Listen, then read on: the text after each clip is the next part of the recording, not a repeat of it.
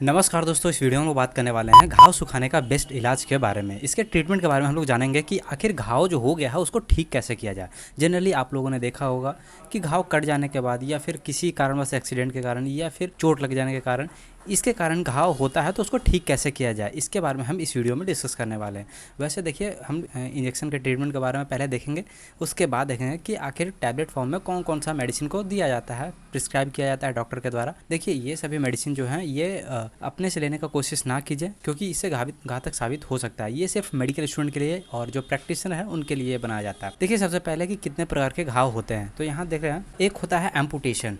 ये कुछ इस प्रकार का उंगली कट जाना, इसको एम्पुटेशन कहते हैं। उसके बाद होता है एबुल्सन, जो कि चमड़ी छिल जाना, उसको ये जब आपका एपिथेलियन है वो ऊपर की ओर उड़ जाता है किसी कारण से कटने के बाद, एबुल्सन उसको बोलते हैं। दूसरा जो है क्रश इंजरी, कट जाना और गड्ढा हो जाना, उसको क्रश इंजरी कहते हैं। उसके बाद फिर पंचर इंजरी, किसी कील घुस जाना, ये होना, लोहा घुस जाना या फिर किसी से चीज़ों से आर पार हो जाना, तो उसको पंचर इंजरी कहते हैं, अबर्सन इंजरी। उसके बाद जो है लैक्रेशन, ये चमड़ी के बीचे बीच होल हो जाना, लैक्रेशन कहते हैं। तो ये जो आप देख रहे हैं इतने प्रकार का इंजरी होता है। अब इन सभी चीज़ों में कैसे ट्रीटमेंट दिया जाता है, कौन सा मेडिसिन प्रिस्क्राइब किया जाता है और क्यों किया जाता है, तो आइए स्टार्ट करते हैं। देखिए, कुछ इस प्रकार का अगर आप ट्रीटमेंट नहीं करवाते हैं तो ये आपका गैंग्रेन्स में बदल जाता है, कुछ इस प्रकार का ये हो जाता है और ये जल्दी ठीक भी नहीं होता है, इसे काटना भी पड़ सकता है। तो इसी के लिए कोई भी घाव वगैरह होता है तो उसको जल्दी से ट्रीट करने का काम करें, और बहुत अच्छा होता है कि जल्दी जल्दी ठीक हो जाए, तो नहीं तो वो धीरे धीरे इन्फेक्शन बढ़ते ही जाता है। तो ट्रीटमेंट का बात करें तो देखिए, सबसे पहले जो है वो आपका इंजेक्शन फॉर्म में ट्रीटमेंट है। अब इंजेक्शन फॉर्म में क्या क्या दिया जाता है, तो देखिए पहले है लैनेक्स प्लस डेक्सा। ये लैनेक्स जो है आपका लिंकोमाइसिन होता है और इसके साथ डेक्सोना को मिक्स करके दिया जाता है। तो ये दोनों का ट्रीटमेंट बहुत अच्छा माना जाता है। अगर ये नहीं है तब आप यहाँ पे मोनोसेफ एसबी प्लस डेक्सोना मिला के इसका यूज़ किया था, बहुत अच्छा काम करता है ये। अगर इससे भी ज़्यादा हैवी नहीं ठीक हो रहा है, पहले तो इसका ये दोनों का ट्रीटमेंट किया जाता है, लिंकोमाइसिन प्लस डेक्सोना, इसका ट्रीटमेंट किया जाता है। और दूसरा जो मोनोसेफ एसबी प्लस डेक्सोना का यूज़ किया जाता है। तीसरा जो है टेजेक्ट जिसको कहा जाता है, ये पिप्रासिलिन होता है मिला इसमें, इसको डाइल्यूट करके 100 ml में दिया जाता है, क्योंकि ये बहुत हैवी एंटीबायोटिक होता है तो इसका यूज़ किया जा सकता है। उसके बाद एक टीटी का इंजेक्शन दिया जाता है ताकि टेटनस ना हो, और एक डायनापार जो कि इसके बोलते हैं डायलोना एक्वा इसमें होता है, तो इसका यूज़ किया जाता है इंट्रामस्कुलर। तो ये जो है आपका इंजेक्शन फॉर्म में ट्रीटमेंट दिया जाता है।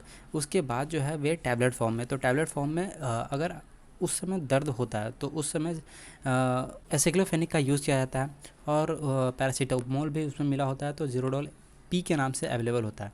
अगर उसमें स्वेलिंग मतलब सूजन भी होता है, अगर आपका घाव जो है उस पर सूजन भी है, ऊपर की ओर सूज गया है, तो वहाँ पे सेरेसियोपेप्टिडेज जिसमें मिला होता है उसका यूज़ किया जाता है, मतलब कि जीरोडोल एसपी के नाम से अवेलेबल होता है मार्केट में।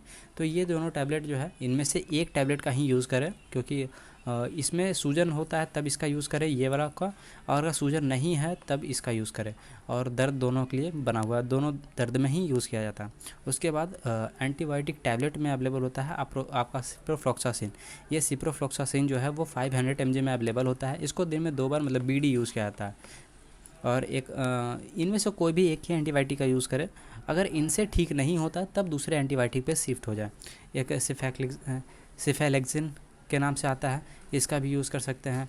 और उसके बाद फिर ये सिफोकाइंड के नाम से भी अवेलेबल होता है, इसका भी यूज़ किया जा सकता है।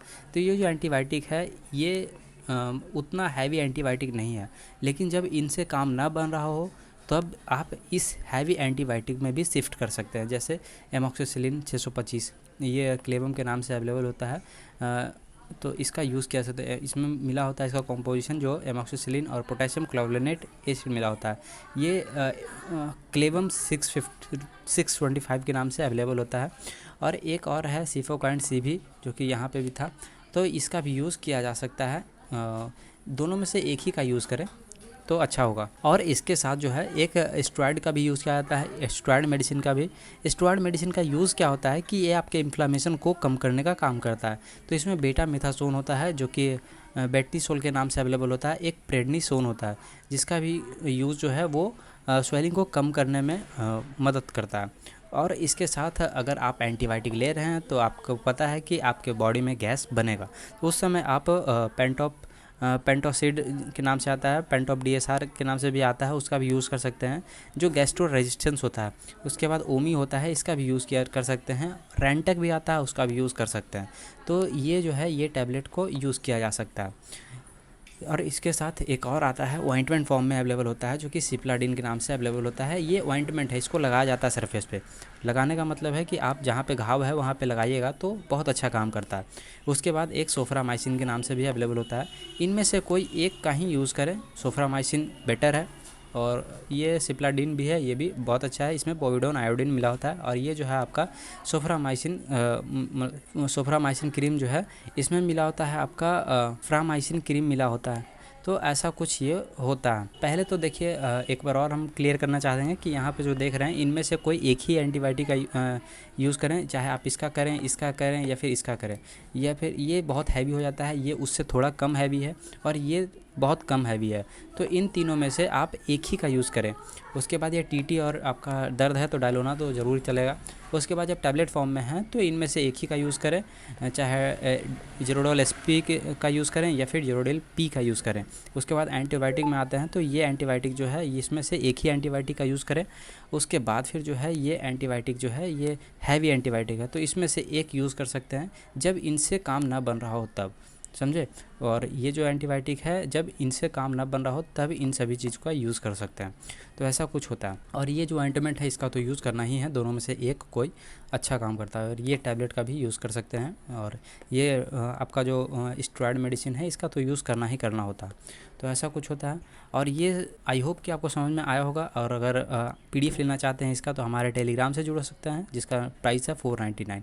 तो वहाँ पे सारे वीडियोज़ का PDF अवेलेबल है और बहुत ही मेहनत से बनाया गया है। आप जुड़िए, वहाँ पे पढ़िए, बहुत अच्छा से समझ में आएगा। उसका फ़ोटोकॉपी करवा के भी पढ़ सकते हैं, निकाल के देख सकते हैं।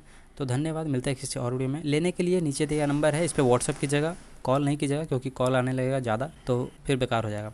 आप व्हाट्सअप पे मैसेज कीजिएगा, लिखिएगा hi I want to join this group, तो PDF ग्रुप बोल दीजिएगा तो वहाँ पे मिल जाएगा सब। तो धन्यवाद।